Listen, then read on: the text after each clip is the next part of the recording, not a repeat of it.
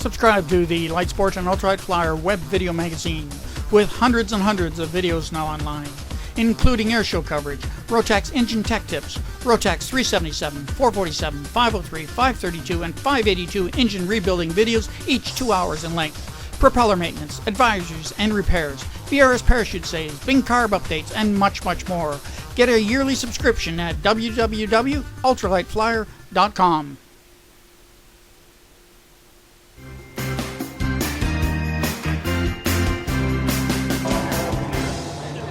And you're back in an airplane that I love.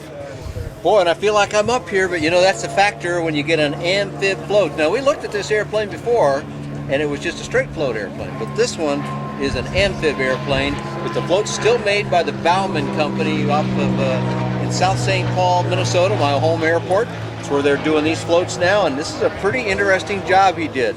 On the floats, they took out quite a bit of weight on them, and later we'll go down and pop open one of those storage containers down there, and I'll show you where they did some lightning holes inside, part of an overall effort to make the floats lighter. But maybe the most interesting thing about it is the fact that these are not hydraulically lifted gear like they almost, I think every amphib airplane like this that I know of uses hydraulic to get the gear up. This one's completely mechanical. On a big heavy airplane that just wouldn't be possible because you couldn't muster the force. But earlier we saw about where the handle is, and that makes it a very tolerable thing, I'm told. Now, I've seen this airplane take off and land here, Dan, and I mean just on gear, and it's a homesick angel. How does it operate on floats? Well, the folks flew down here, and I think 3 or 4 of these things, all land airplanes except this one, and this one was only 2 miles an hour. That's not even 2 knots slower than the land version, even with these floats on it, which is pretty cool. In fact, one of the guys flying one of the land planes said he kept having to keep shoveling the throttle a little more to keep up. Normally people look at these big floats and they go, wow, cool on water, but it must slow you down quite a bit. Not true on the Legend Amphib Cub. Now, what kind of dollars and cents are they looking at for this unit then? Well, here at Sebring 2010, of course, subject to change as time goes on, this is only $159,000, and that's pretty well equipped. But with amphib floats on any airplane, go out and price for yourselves, folks. You'll find that that is a good value on an airplane like this. And of course, it's still got that whole Cub look and feel, but with the doors open both ways. The original Cubs did not have a door on this side, so when you're docking and you need to get out on this side, you had a problem in the older airplanes. In this one, no problem at all. Nice step arrangement to get up in here, and entry into the airplane is of course conventional that way, but the floats work real well for both entry and operation on land and water. And this airplane is built right here in the United States. This is an all-American design, including the floats. The Legend Cub is out of Sulphur Springs, Texas, and this is a truly all-American design. And you know what? Some of the earlier ones, there were people that were saying, well, I don't know how they could put this kind of equipment on and stay within weight.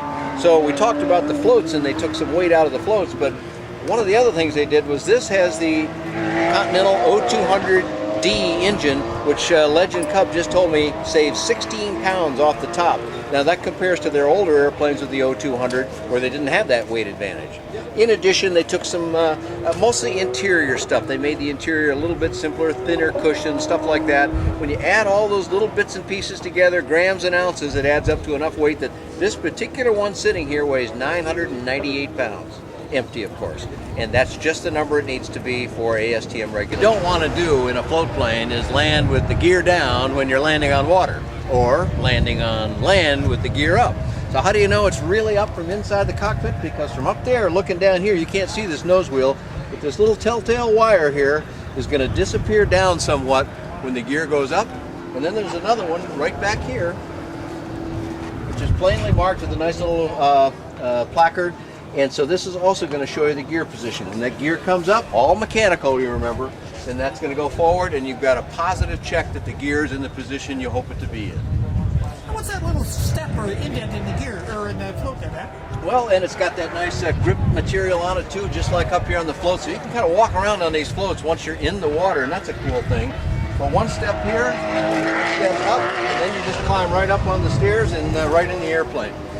What are all these rectangular panels on the top of the float for?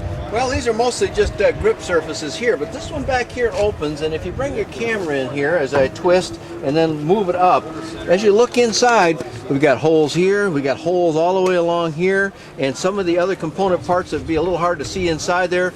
They've done a lot of work, Baumann Floats did, to get weight out of this, because this has to meet, in ASTM standards, there is a minimum useful load, which dictates, because there's also a maximum gross, that means that there is a maximum empty weight that these airplanes can weigh. And by doing this, is quite a bit of extra work to do this kind of thing, but this is what gets the weights down to a tolerable level. So if somebody wanted to get some more information, where would they go?